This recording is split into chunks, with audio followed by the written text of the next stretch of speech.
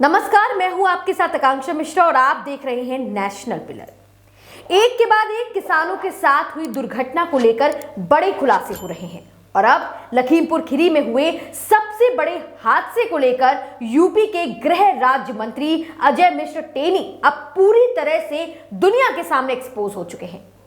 SIT की जांच के बाद आई रिपोर्ट ने यह साफ कर दिया है कि जो किसानों के साथ हादसा हुआ था वो सब सुनियोजित था और चुनाव को ध्यान में रखते हुए यह बहुत बड़ी बात है, क्योंकि अजय मिश्र टेनी कोई आम नेता नहीं है बल्कि मौजूदा सरकार में मंत्री है और उनके बेटे आशीष लखीमपुर खीरी कांड में मुख्य आरोपी।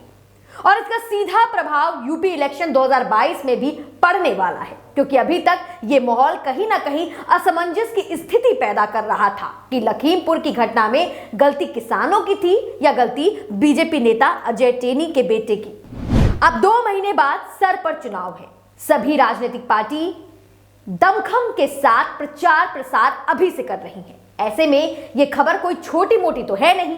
यूपी में किसानों से जुड़ा हुआ मुद्दा है और किसानों की आबादी केवल यूपी में, अगर आप पूरे देश को छोड़ दें तो खाली यूपी में एक बात करें तो इतनी बड़ी संख्या में खेती से जुड़े हुए हैं लोग। अगर उनके दिमाग में यह प्रभाव पड़ेगा तो जरा आप ही सोच लीजिए कि यूपी वोट बैंक को लेकर कितना बड़ा दांव बीजेपी द्वारा खेला जा सकता है। अभी तक बीजेपी का नाम सबसे विशेष पार्टी में था। ऐसे में अब सभी की नजर इस बड़े खुलासे के बाद यह है कि क्या चुनाव के मद्देनजर कोई बड़ा बदलाव मोदी सरकार करेगी, क्योंकि अब तक तो बात उन्हीं के पार्टी के नेता पर आ चुकी है। और सबसे बड़ी बात वो ये है कि बकायदा जांच में सबूत के साथ ये साबित हो जाना कि सब कुछ पहले से ही सुनियोजित था, कहीं ना कहीं अब ये बड़ा प्रभाव यूपी की जनता पर भी डालेगा। अब इसी को लेकर विपक्ष ने मोदी सरकार को घेरना शुरू कर दिया है। कांग्रेस नेता राहुल गांधी का ट्वीट मेरी दाईं ओर आप देख सकते हैं, जिसमें राहुल ट्वीट करके पीएम मोदी से दोबारा माफी मांगने की बात कर रहे हैं। वहीं अखिलेश यादव की बात करें तो अखिलेश समेत बाकी के नेताओं ने जो कुछ भी कहा है वो आपको सुना। Is the Prime Minister has to see whether the minister has a right to continue. If we are a constitutional democracy, if we have the rule of law, the Minister of State for Home has no right to be there. He must go. ये जांच के बाद साबित हो गया है कि मंत्री और उनके बेटे ने साजिश की थी। बगैर प्री प्लान तरीके से, बगैर प्लानिंग से उस तरह की हत्या कोई नहीं कर सकता था और पहले दिन से ही मंत्री जी और उनके बेटे झूठ पे झूठ बोले जा रहे थे। एक मंत्री ने किसानों को मारने का काम किया।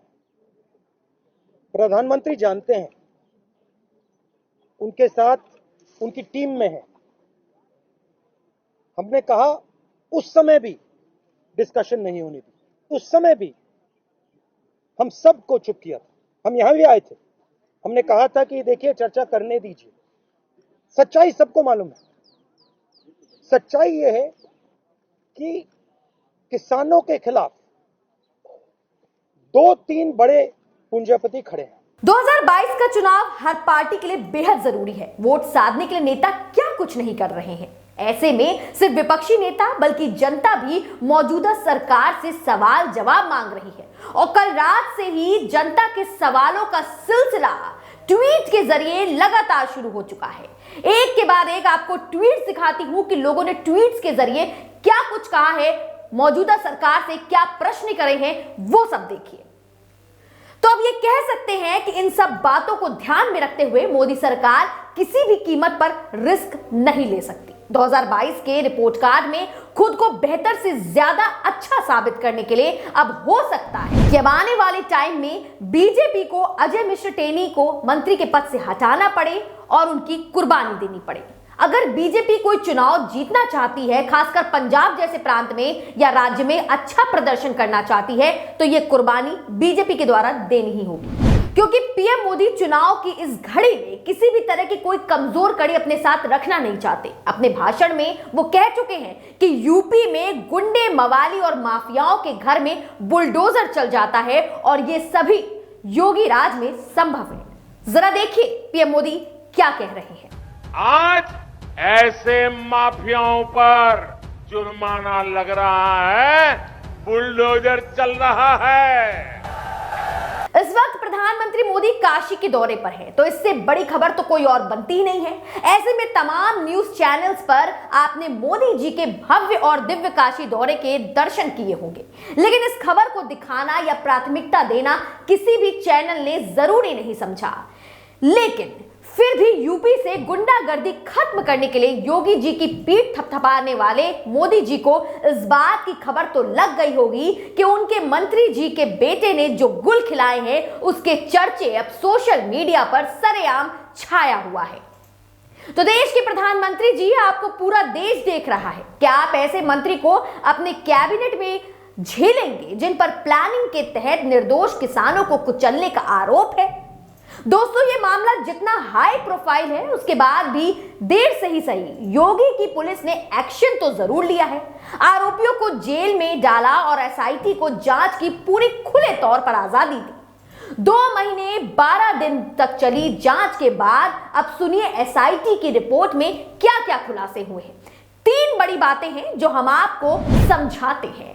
पहली बात, किसानों का गाड़ियों से कुचला जाना कोई दुर्घटना नहीं है। दूसरी बात, उस दिन प्रदर्शन कर रहे किसानों को रास्ते से हटाने के लिए जानबूझकर गाड़ियां तेज स्पीड में चलाई गई थी। तीसरी बड़ी बात वो ये है कि इस हमले की योजना पहले से ही बनाई जा चुकी थी, यानी इन सभी प्रयासों का श्रेय यूपी पुलिस को जाता है। इसके लिए पुलिस तारीफों के काबिल है। बस अब इंतजार तो सिर्फ बुलडोजर चलने का है। देखते हैं कि आने वाले समय में अजय मिश्र टेनी साहब के घर और दफ्तर में बुलडोजर चलता है कि नहीं, और अगर चलता है तो कब चलता है। अब किसानों की इस बड़ी जीत और मंत्री जी के बेटे पर लगे इन गंभीर आरोपों को लेकर आप क्या सोचते हैं? कमेंट बॉक्स में अपनी राय जरूर रखें। हमें दे इजाजत, अपना रखें ख्याल। नमस्कार।